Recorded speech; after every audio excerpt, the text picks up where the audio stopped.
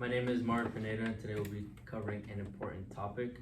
According to an article written by Robert Munoz on Sensible.com, he states using a cell phone is responsible for around 1.6 million crashes each year. This doesn't include deaths caused by distracted driving, just specifically crashes. But I do have a video today. It was posted on YouTube by Persuasive, and it will be covering distracted driving. Imagine this. You're driving down the road, paying attention to traffic, people, dogs.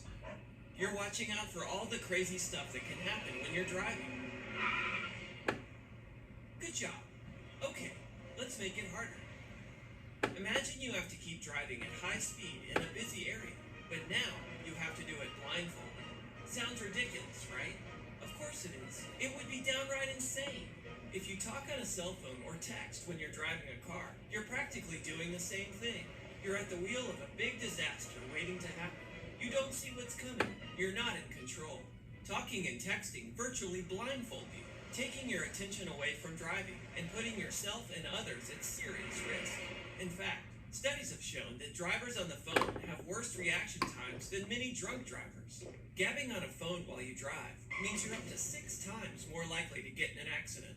And using a hands-free speakerphone or headset doesn't help. You can still be just as distracted, according to scientific studies.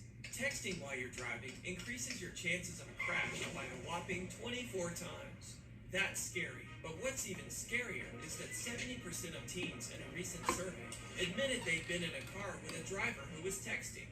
If you're in a car with a distracted driver, even your parents, you have the right to speak up and ask them to stop. Each year, distractions caused by cell phones contribute to more than 1.5 million crashes, more than 600,000 injuries, and nearly 6,000 deaths. These numbers represent real people with lives just like yours. So why is distracted driving so dangerous? The answer lies in our brains, which aren't really designed to do more than one thing at a time. Don't believe it? Try taking a math test at a Lady Gaga concert. Not easy. Also, you only have one pair of eyes, so taking your eyes off the... So as you guys can see from that video, distracted driving is extremely dangerous. Here on the board, I have some topics we'll be discussing today. Miller, could you just read the first one? Types of distracted driving. Exactly, so types of distracted driving, we'll be talking about the amount of deaths that are caused by distracted driving, and lastly, how to avoid distracted driving. So we're gonna deep dive into the first one. Types of distracted driving. There's 3 of them. One of them is going to be a visual distraction. This means when a driver is distracted by something on the road. So his eyes get off of the road.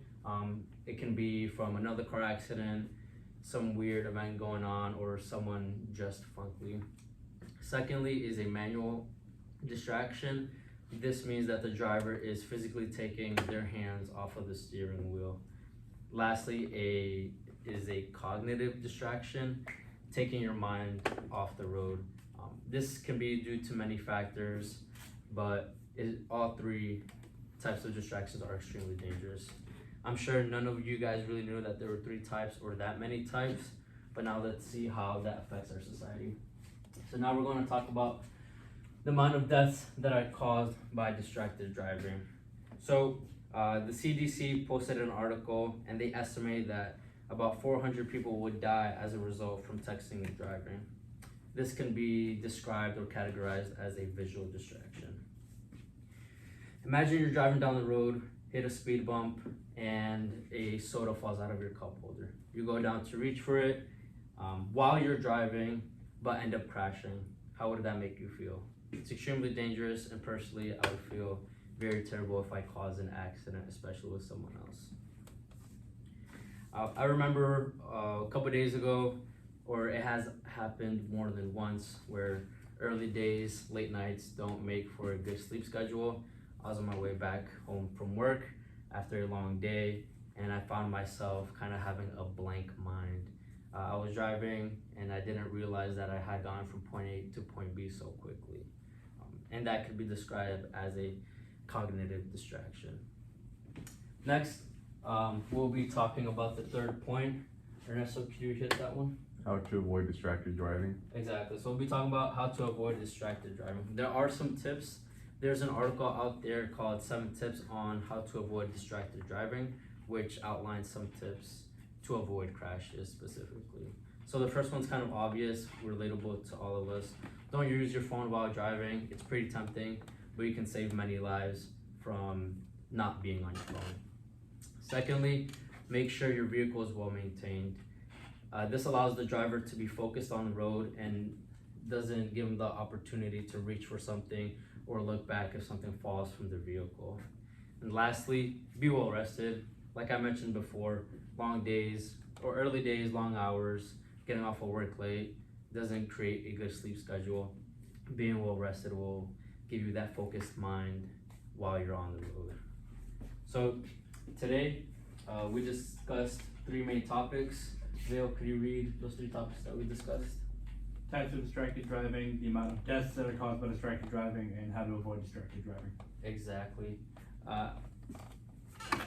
The next time, just remember the next time you're not focused on the road and end up either getting on your phone, having a blank mind, or reaching for something, remember you may cause an accident, and that could be your loved one, your brother, your sister, your mother, your father, that will fall victim of distracted driving.